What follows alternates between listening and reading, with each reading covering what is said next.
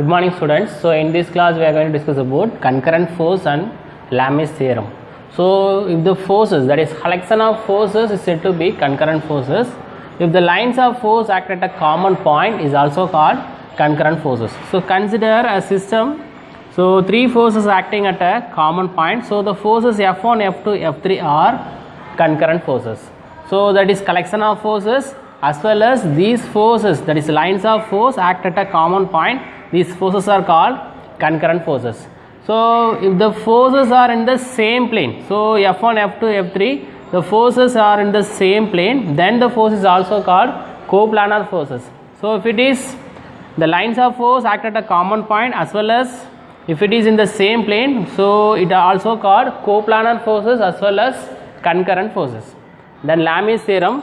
So if a system, the three forces acting on a common point, so they are in equilibrium.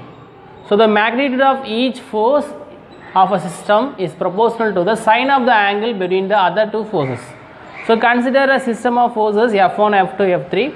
So it is from the common point O. So the magnitude of force, that is magnitude of each force of a system, is proportional to the sine of the angle between the other two forces. So for F1, so sine of the angle, so the angle that alpha is between F2 and F3. So the magnitude of force F1 is proportional to the sine of the angle between the other two forces. So the other two forces are F2 and F3.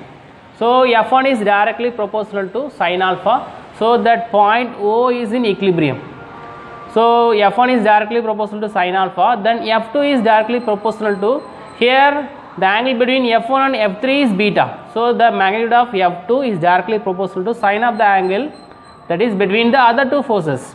Then for F3, so other two forces F1 and F2, the angle is gamma. So for F1 alpha, that is between F2 and F3. Then for F2, that is beta, that is between F1 and F3. Then for F3, the angle, that is gamma, between F1 and F2. So F1 is directly proportional to sine alpha, then F2 is sine beta, F3 is sine gamma. So we can write it as, that is magnitude, that means the value of the force. So F1 by sine alpha equal to F2 by sine beta equal to F3 by sine gamma.